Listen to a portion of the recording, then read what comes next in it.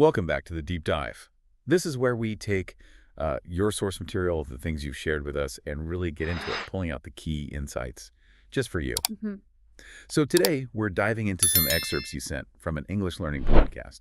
Specifically, it's all about speaking English at the supermarket. That's right. And the idea here isn't to just replay a language lesson. It's more like we're extracting the absolute essentials for you. The toolkit, basically. Exactly, the toolkit. Yeah. The really practical phrases and tips you can, use immediately. Yeah. So you feel more confident next time you're pushing that trolley.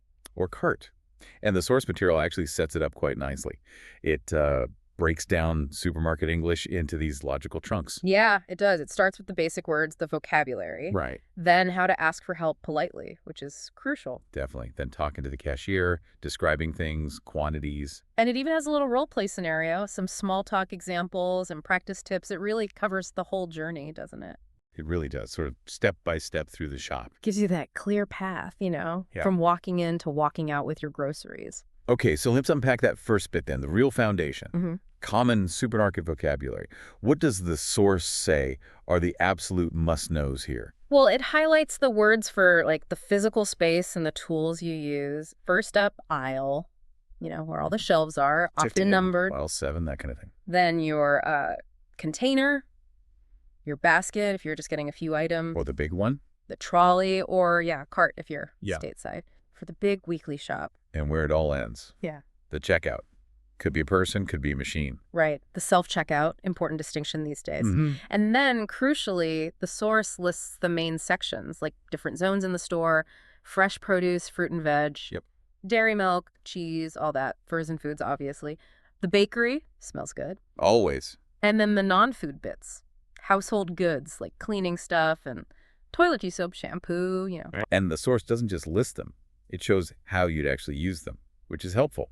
Like asking, excuse me, where's the dairy section? Exactly, a really natural question. Or just thinking out loud or telling your shopping buddy, I need to find the frozen vegetables. Or, let's swing by the bakery and get some bread. Simple stuff using that core language. Yeah, I guess you're navigating the space.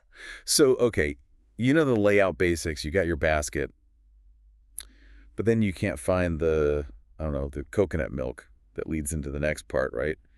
Asking for help politely. Exactly. It's Yeah. gonna happen. You'll need to ask someone. Hmm. And the source really stresses being polite. Is key in English. So what are the phrases? Things like, excuse me, can you help me find the rice? Or maybe a bit more direct, where can I find the canned tomatoes? Okay, and it's not just about finding things, is it? The source mentions asking if they have something. Right, like, do you sell almond milk? If Yeah. you're looking for something specific, or even, is there a pharmacy in this store? Shows the interaction's quite flexible. And you need to be ready for the answers too. The source covers that. Yep. Gives examples like, yes, it's in aisle 4, or maybe you'll find that in the next aisle on the left.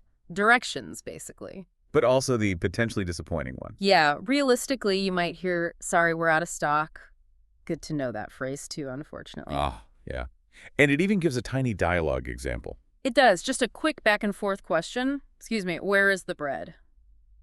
Answer. It's just past the dairy section on the right.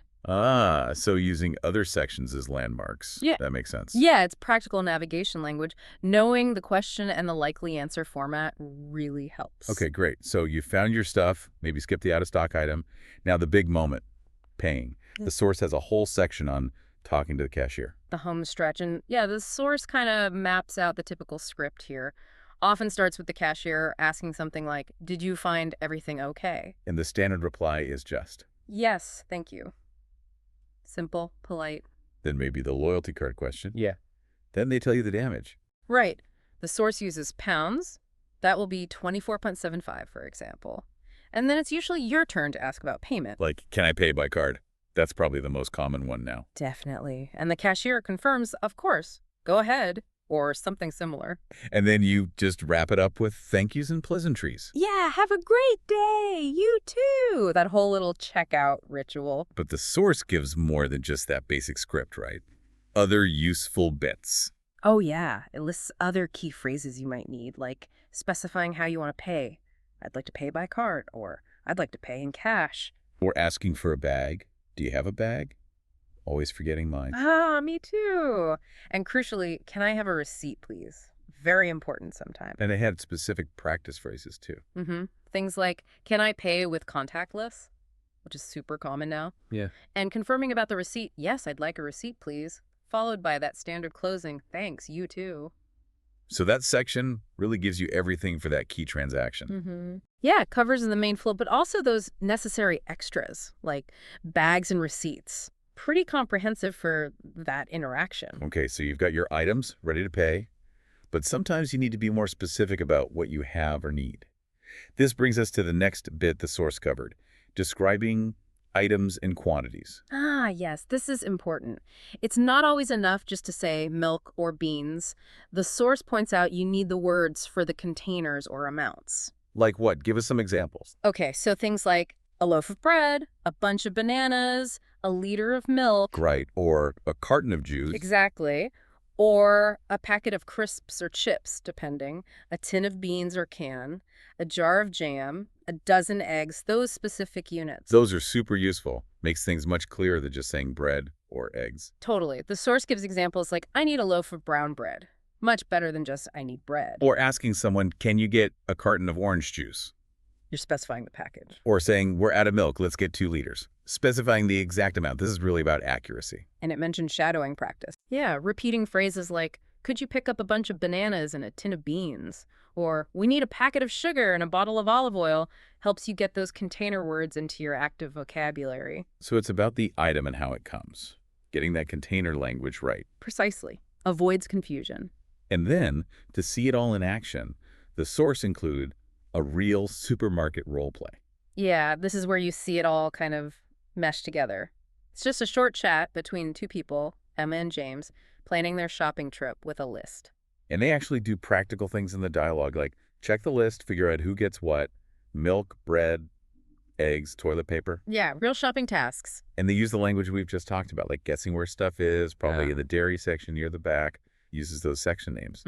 And figuring out logistics like, meet you by the checkout. That role play is great because it shows the flow, how the vocabulary and phrases connect in a real-ish situation you might actually be in. Makes it feel less like just learning lists. Yeah, and it shows it's not just about talking to staff. It's also talking about shopping with, your partner or friend. Good point. Okay, so beyond finding things and paying, there are those other little moments. The source touched on small talk at the supermarket, too. It did, acknowledging that sometimes you have these brief, maybe unplanned chats, like with the cashier, commenting on how busy it is. It's really busy today, isn't it? And maybe giving a reason. Everyone's doing their weekend shopping. Or the classic British fallback. The weather. Exactly. At least it's not raining. Or finally some sun. Simple, safe topics. And it gave examples for talking to another shopper, too. Yeah, maybe starting with a polite question like, excuse me, do you know where the cereal is? Or even after bumping into someone accidentally, oh, sorry, I'm looking for the eggs too, creates a little connection. Or complaining about the queue together. This queue is taking forever, isn't it? We've all been there. Ah, definitely. These little bits aren't, essential to buy your milk, but they make the whole thing feel more human, more natural, good practice in a low-stakes way. Builds confidence, for sure. Yeah. Shows you can handle little interactions. Exactly. Even tiny moments are practice opportunities. Okay, and finally, the source pulled it all together with some overall helpful tips for supermarket English. What were the main takeaways there?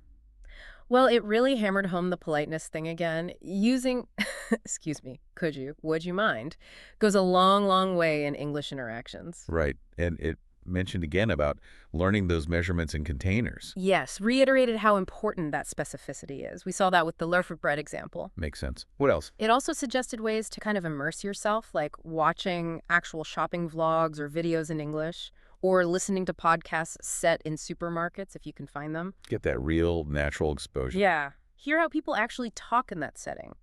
And then, the classic advice. Practice. Practice. Role play the scenarios with someone if you can. Talk it through. So these tips give you concrete things you can actually do to get better. Yeah. Makes the language stick. Turns passive knowledge into something you can actively use. So, okay, let's wrap this up for you, the listener. This deep dive, using your source material, has hopefully given you a really condensed, practical guide to supermarket English. We've pulled out the key vocab, the phrases for asking for help, the script for the checkout. The words for quantities, seen how it works in a role play, and even touched on small talk. The goal is really just to give you that bit more confidence, make you feel more ready for those real-life shopping trips. Absolutely. And the source actually finished with a really good practical challenge, something for you to think about or maybe even try. Yeah, it suggested actually going for it. Try speaking English next time you're at your local supermarket, even just one tiny interaction. Or, if that feels like too much right now, just imagine it. Act it out at home. Visualize it. It even suggested maybe recording yourself saying some key phrases. Things like, "Excuse me, where can I find the apples?" Or, "Can I pay by card?" Or, do you have any oat milk? Get used to hearing yourself say it. Mm-hmm. So here's the final thought we want to leave you with, drawing from that challenge. Based on everything we've just talked about, what's one single, simple phrase from this deep dive that you could commit to using or at least practicing out loud in the next day or two? Just one. Keep it manageable. Pick one phrase, practice it, and see how that small step makes you feel a bit more prepared.